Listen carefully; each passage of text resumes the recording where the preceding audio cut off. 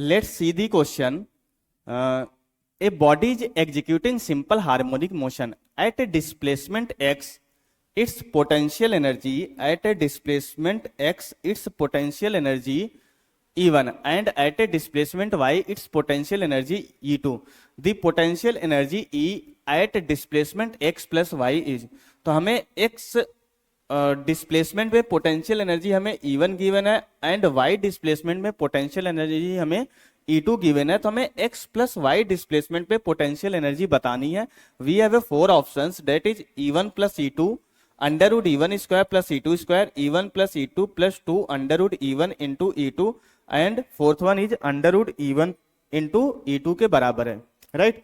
तो अब इसके बाद हमें ये बताना है कि x प्लस वाई पे पोटेंशियल एनर्जी कितनी होगी। तो अगर पोटेंशियल एनर्जी की बात की जा रही है तो कौन सा कंसेप्ट हम यूज करेंगे, तो potential energy of particle performing simple harmonic motion. अब पोटेंशियल एनर्जी किसी भी x डिस्प्लेसमेंट पे कितनी होती है, इसका एक्सप्रेशन हमें पता होता है, क्या होता है 1/2 के एक्स स्क्वायर के बराबर होता है। ये पोटेंशियल एनर्जी होती है, राइट। तो इस पर्टिकुलर क्वेश्चन में हम यही कंसेप्ट यूज करने वाले हैं। अब अगर हम यहाँ पे देखें तो एक्स डिस्प्लेसमेंट पे हमें कितना पोटेंशियल एनर्जी गिवन है, E1 के बराबर गिवन है। तो हमें ये पता है जो पोटेंशियल एनर्जी E1 है, E1 equal to 1/2 k x particular displacement पे है एंड y डिस्प्लेसमेंट पे हमें कितना एनर्जी गिवन है, E2 के बराबर गिवन है।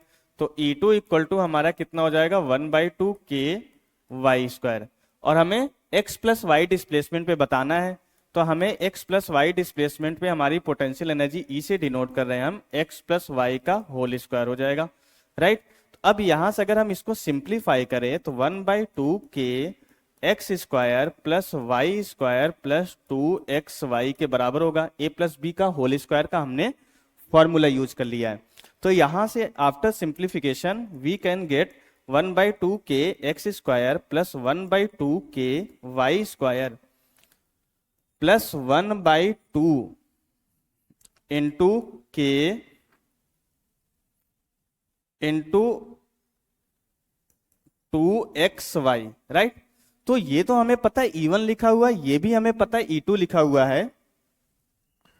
E1 हमारा यहां से ये पता चल रहा है 1/2 के वाई स्क्वायर, E2 हमारा यहां से। बट अब हमें इसको सिंप्लीफाई करना है। अब देखो अगर हम इसको लिखना चाहे तो थोड़ा सा हम इसको मैनिपुलेट करके लिख सकते हैं। कैसे, E इक्वल टू हमारा 1/2 k x square plus 1/2 k y square. अब देखो यहां पे हम क्या कर सकते हैं, प्लस 2 इंटू 1/√2 इंटू रूट के इंटू एक्स लिख सकते हैं एंड इंटू 1/√2 इंटू रूट के इंटू वाई। तो बेसिकली 1/2 के एक्स वाई को 2 को हमने यहां से बाहर निकालिए, 1/2 के एक्स वाई को हमने क्या लिखा 1/√2 अंडर रूट के इंटू एक्स, 1/√2 अंडर रूट के इंटू वाई। अब हम इसको क्या लिख सकते हैं, अगर हम यहां से चेक करें तो E1 हमारा क्या है, E1 इक्वल टू हमारा क्या है 1/2 के एक्स स्क्वायर।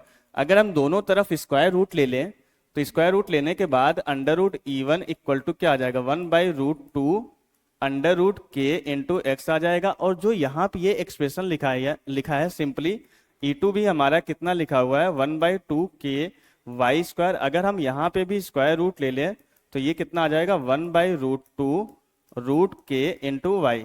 तो अब हम यहाँ पे 1/√2 रूट के एक्स की जगह पे रूट E1 लिख सकते हैं, 1/√2 रूट के वाई की जगह पे रूट E2 लिख सकते हैं। तो यहां से हमारा एक्सप्रेशन कितना हो जाएगा, ये तो हमारा E1 हो जाएगा, ये हमारा क्या हो जाएगा E2 हो जाएगा प्लस 2, अब ये रूट E1 हो जाएगा और ये रूट E2 हो जाएगा। तो root E1 into under root E2 के बराबर हो जाएगा, राइट। तो अब ये हमारा जो है x प्लस वाई डिस्प्लेसमेंट में हमारी एनर्जी आ जाती है। तो यही हमारा क्या हो जाएगा करेक्ट आंसर हो जाएगा, राइट। यही हमारा क्या हो जाएगा करेक्ट आंसर हो जाएगा। अब अगर हम यहाँ पे जो है सारे के सारे ऑप्शंस को अगर हम चेक करें तो सी ऑप्शन हमारा हमारे आंसर से मैच कर रहा है। तो C option will be the correct option for this particular question.